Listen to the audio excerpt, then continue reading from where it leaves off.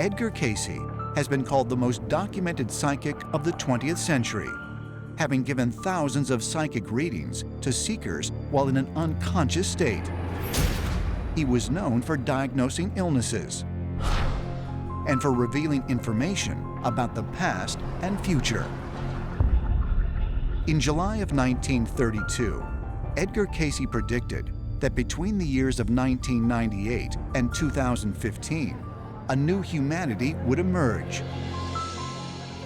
According to him, this highly evolved group of humans, referred to as the fifth root race, would be capable of great powers that would benefit humankind.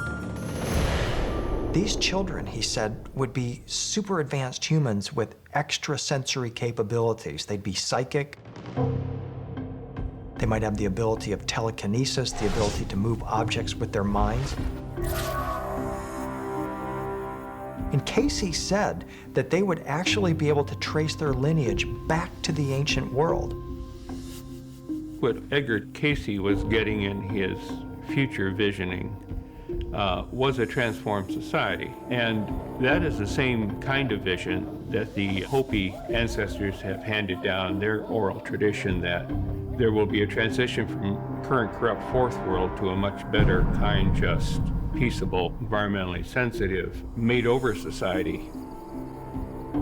Edgar Cayce was talking about star children, manipulated genetically by ETs, planted on this planet for some future event. I think Cayce saw it in his trances, and well, it's happening now. Is it possible Edgar Cayce foretold of the coming of star children, advanced beings that can be traced back throughout ancient mythology? And if the star children do exist, how do we identify them? In 1982, the Chinese government launched a nationwide search for children with extraordinary abilities. Some of the talents they looked for were psychic powers, telekinesis, and the ability to manipulate time and space. There was one girl who could wave her hands over a bush that had buds of flowers on it and spontaneously accelerate time so that the flower buds popped open right in front of everyone's eyes. Some could read while blindfolded. Some could move objects telepathically.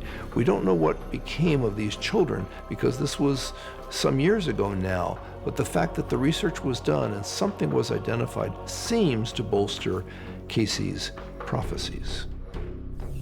The question then becomes, where does this extrahuman function come from? Is it some part of our extraterrestrial DNA that's been activated by the process that the Chinese put them through? Could we actually see a new, higher functioning, more advanced, superior human being in our future? In total, the Chinese identified more than 100,000 children who had what researchers refer to as extra-human function, or EHF. Is it possible, as some ancient astronaut theorists suggest, that this is evidence that the star children phenomenon is real? A lot of people believe that these star children that are coming into our world actually vibrate at a higher level of existence than most humans do. It's a higher level of connectivity, a higher level of sensitivity that allows them to connect into the collective consciousness in a way that most of us have forgotten how to do. The potential of these children is exciting, and the possibilities are unlimited. There are those who believe that human beings are going through an evolutionary leap, and that some children are being born today with special abilities that future generations will eventually all possess. But could they also have been sent here with a profound plan, perhaps one of extraterrestrial design? I believe that the star children, they have a mission from different parts of the universe, but I believe that they're here for a purpose, and I think one of them is to correct what has happened into the planet that we're on, Mother Earth. The timing of all these starseed children suddenly appearing with all these new attributes and gifts would make sense if alien creators would awaken these DNA strands in order for these starseed children to advance us into this new era of enlightenment.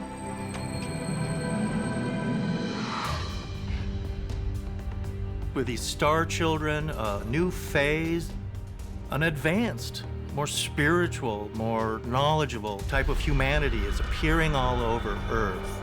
Won't this be really the end result of extraterrestrials manipulating us and helping us to grow and achieve the kind of civilization that the extraterrestrials have planned for us all along?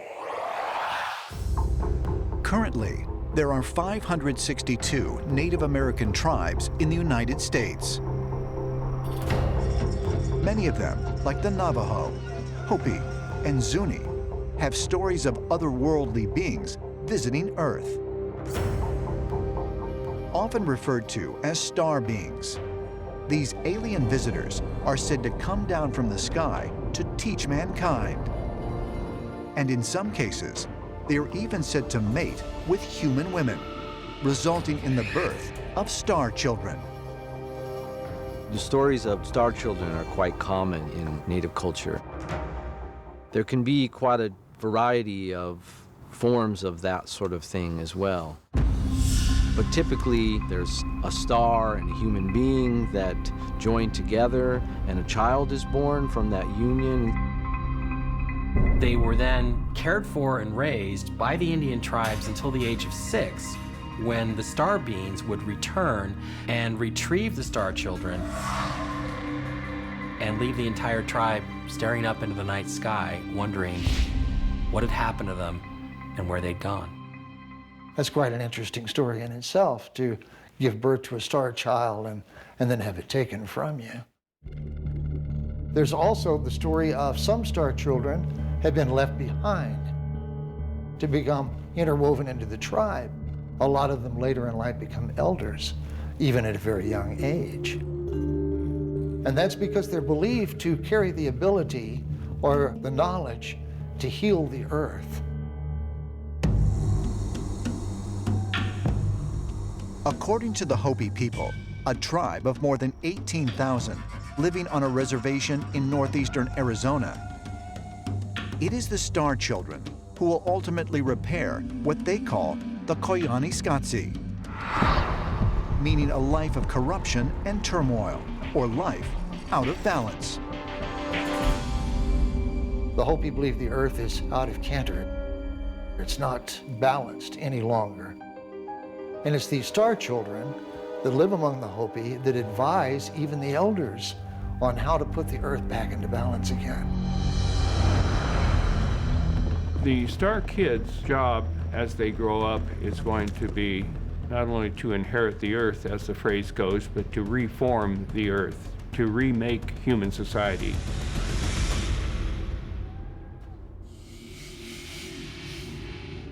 In the Hopi legend, it is said that the star children will prepare humankind for the arrival of what they call the blue star and the Kachina, or star being, who will arrive with it.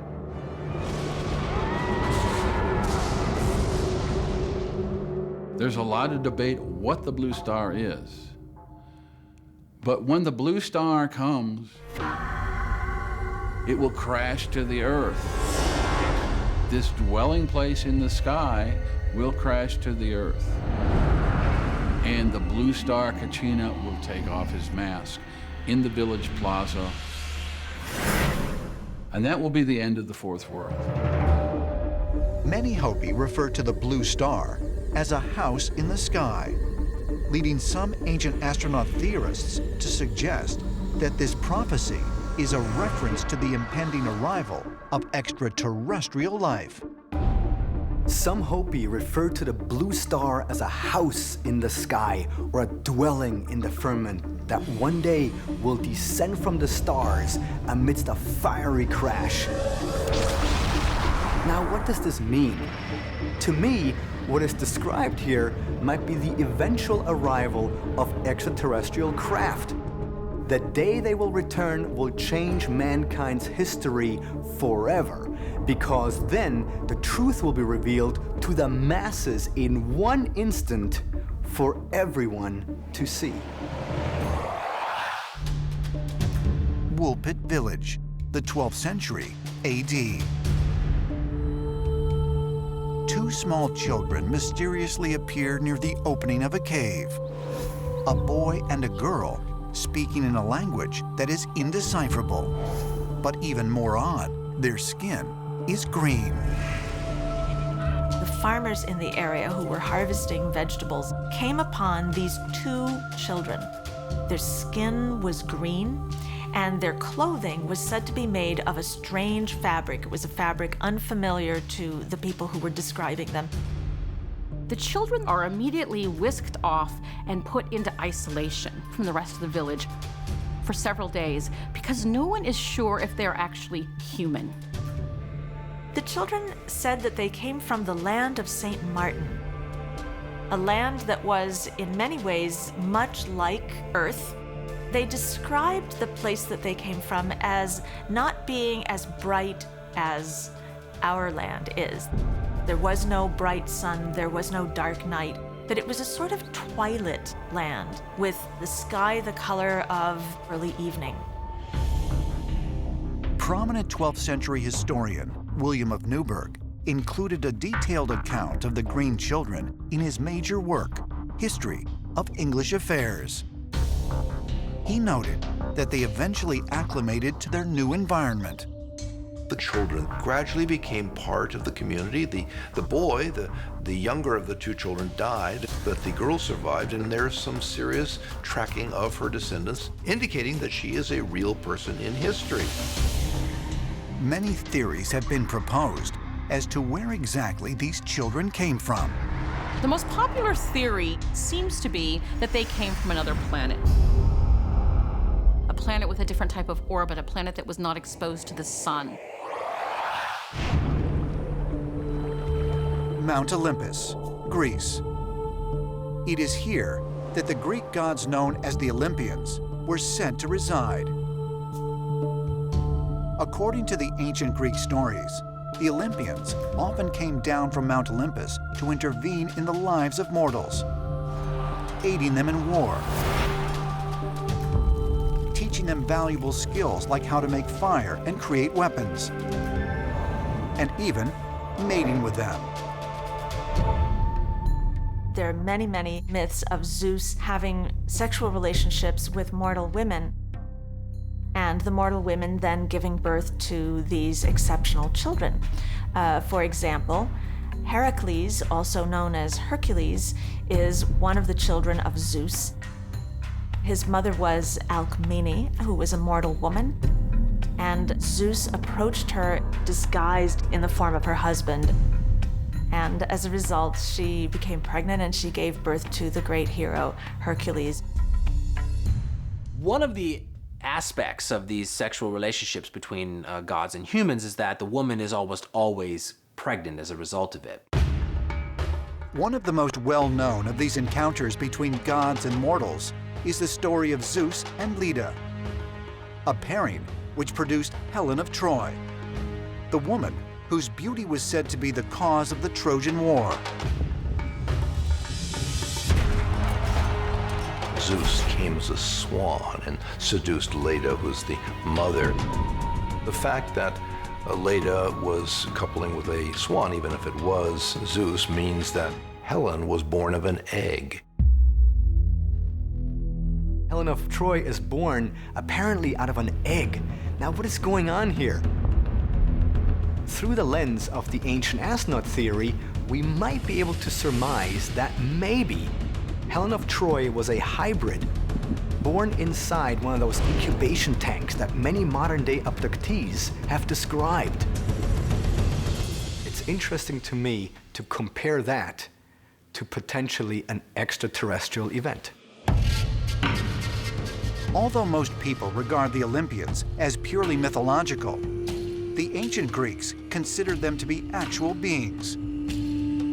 This notion was made even more credible in 1870, when German archaeologist Heinrich Schliemann uncovered evidence that suggests Troy was a real place. As the progress of archaeology continues forward, we're validating more and more of these ancient Greek mythologies. So why should we arbitrarily induce a bias into the research that says, oh, all the reports of gods can't be true, even though we're validating everything else with actual empirical data? What if these gods were there? And what if the people of the time were directly interacting with a higher form of intelligence? Is it possible that the Olympians were not mythological gods, but extraterrestrial beings?